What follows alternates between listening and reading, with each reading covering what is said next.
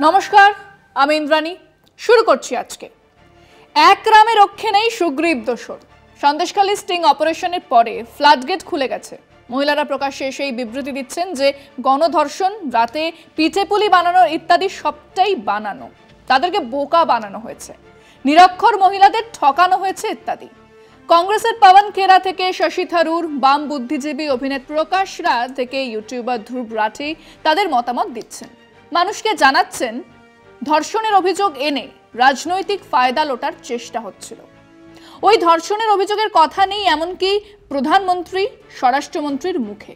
এখন তারা বলছেন কিছুই কি হয়নি, খুব বড় ব্যাপার ইত্যাদি। আর এই ষড়যন্ত্রের নীল নকশা বানানোর অভিযোগ যার বিরুদ্ধে, সেই কাঁথির খোকাবাবু তো নার্ভাস ব্রেকডাউন। তার উপরে আবার রাজ্যপাল এপিসোড এসে হাজির। এতদিন কিছু হলেই শুভেন্দু সহ বিজেপির শীর্ষ নেতারা ঢুকে পড়তেন রাজভবনে। সেখানেই আজ পিস রুম তো কাল গরমে স্যুট কোট পরে রাজ্যপালের সফর চলছিল।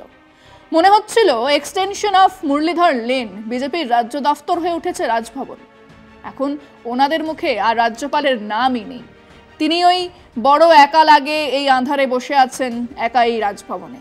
লড়বো লড়বো বলে পরের দিন চলে গিয়েছিলেন দেশের বাড়িতে, আবার ফিরেছেন। ষড়যন্ত্র তুলে ধরতে ডাকলেন রাজ্যের মানুষকে, নাকি সচ কা সামনা, এক বিশুদ্ধ নটাঙ্কি।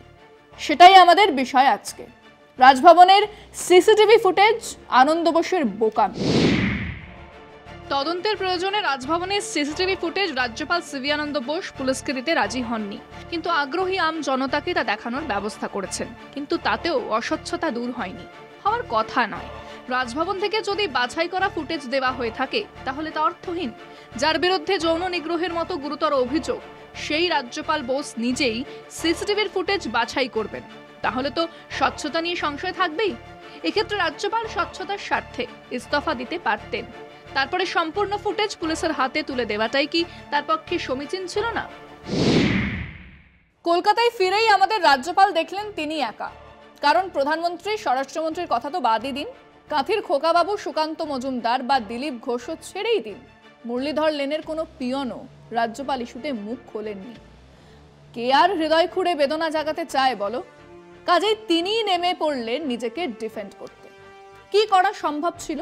এটা বলতেই পারতেন যে আমার বিরুদ্ধে অভিযোগ মিথ্যে, তদন্ত হলেই সত্যি বেরিয়ে আসবে, পুলিশ তদন্ত করুক, আমি সরে দাঁড়াচ্ছি।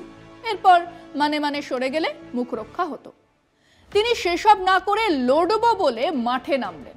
নাকি সিসিটিভি ফুটেজ বার করে মানুষকে দেখাবেন? কিসের সিসিটিভি? তিনি যে অফিসে বসেন তার ভেতরে ক্যামেরা আছে, তার বুক পকেটে ক্যামেরা ছিল। আর মানুষকে দেখানোর কি আছে?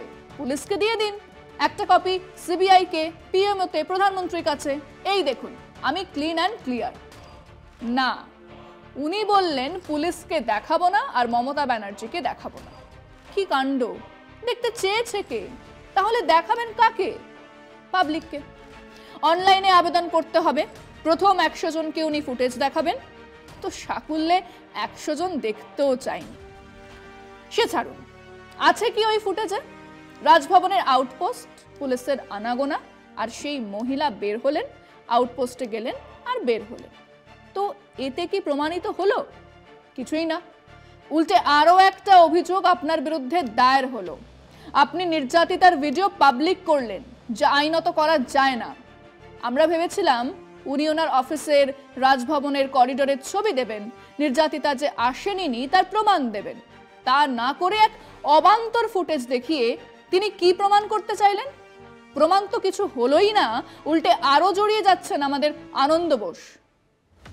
আমরা আমাদের দর্শকদের প্রশ্ন করেছিলাম, মহামান্য রাজ্যপাল নিজের পদ থেকে ইস্তফা দিয়ে পুলিশের হাতে ফুটেজ তুলে দিয়ে তদন্তের দাবি করলেই কি সব থেকে ভালো হতো না? তার বদলে সিসিটিভি ফুটেজ পুলিশকে দেব না, মমতাকে দেব না ইত্যাদি বলে লোক হাসানোর ব্যবস্থা করলেন কেন? শুনুন মানুষজন কি বলেছেন। রাজ্যপাল হচ্ছেন উনি দোষী, উনি দোষ করেছেন বলেই উনি সিসিটিভি ফুটেজ কাউকে দিতে চাইছেন না। আমার তো তাই মনে হয়, কারণ আমি পুলিশকে দেখাবো না, আমি মানে মুখ্যমন্ত্রীকে দেখাবো না, কিন্তু জনগণকে যেটা দেখাচ্ছি, জনগণ তো তোমার বোকা নয়। এমনই যেন গঠন করে রেখে দিয়েছে যে আজকে তৃণমূল যদি করে রাজ্যপালও কিছু করছেন না। রাজ্যপাল যে সিভি ফুটেজ যেটা দেখাতে চাইছে না, এটা টোটালি তৃণমূলের সঙ্গে গটা বাজে। কিন্তু রাজ্যপালের ভূমিকা, এই ভূমিকা নিয়ে প্রত্যেকেই কিন্তু ভীষণ অসন্তুষ্ট এবং প্রত্যেকেই হতবাক যে রাজ্যপালের মতো মানুষ এই ধরনের একটা ঘৃণ্য অপরাধ করতে পারেন না। যা দেখেছি তাতে ওই সামনে এরকম লেভেল একটা মানুষ এটা করতে পারে, এটা আমাদের মানে ভাবতেই পারা যায় না। আমার যা মনে হচ্ছে এটা কোনো চক্রান্ত। এই ঘটনাটা কতটা সত্য, তো সেটা একটা যাচাই করা তো উচিত। এই যে তিনি আমাদের বাংলার মুখ্যমন্ত্রী মাননীয় আমাদের সবার দিদি এবং আমাদের যিনি পুলিশ প্রশাসন, তার হাতে তিনি ফুটেজটা কেন তুলে দিচ্ছেন না? তাহলেই তো সব সমস্যার সমাধান হয়ে যায়। রাজ্যপাল হিসাবে বঙ্গবাসীর উপকার হবে, বরঞ্চ এই রাজ্যপাল এসে বঙ্গবাসীর ক্ষতি ছাড়া আর কিছু হয়নি। কারণ গোটা ভারতবর্ষ জুড়ে যখন মোদি বারবার বলছিল ইসবার 400 পার, দুটো স্পেস হওয়ার পরেই হিন্দু মুসলিম দাঙ্গা খেলতে শুরু করলো, সেখানে রাজ্যপাল কি মোদির বাইরে না? তো সে তো সেটিংয়ে চলছে। তিনি যদি পদত্যাগ করে নিরপেক্ষভাবে তদন্তভার তুলে দিতেন, দিয়ে নিজের স্বচ্ছ ভাবমূর্তিকে প্রতিষ্ঠা করার ব্যবস্থা করতেন, সেটা মনে হয় আরও ভালো হতো। सच्चाई को इंसाफ हो। দাদা, সহযোগিতা করাটা সবাই মিলে করতে হবে, একা তো আপনি আর আমি পারবো না। পশ্চিমবঙ্গের নারী নির্যাতন নিয়ে কথা বলতে গিয়ে সারা ভারতবর্ষের বুকে উনি একজন বিজেপির এজেন্ট হিসেবে প্রমাণিত করেছেন যে ভারতবর্ষের যে বিজেপি সরকার নারী নির্যাতিত সরকার। ভিডিওটা উনি প্রকাশ করেছেন, তার দ্বারা তিনি আরও হাস্যস্কর ব্যাপারটা করে তুলেছেন। সুতরাং আমার মনে হচ্ছে যে তিনি যে কথা এইগুলো বলছেন সেগুলো ঠিক করছেন না। এই ভারটা পুলিশের ওপর দিয়ে নিজে ইস্তফা দিয়ে নিজে পরিষ্কার লোক প্রমাণ করতেন, তাহলে হয়তো সব থেকে ভালো হতো। রাজ্যপালের ভবিষ্যৎ নির্ধারিত হয়েই গেছে। নির্বাচন শেষ হলে তাকে সরে যেতেই হবে, মিলিয়ে নেবেন।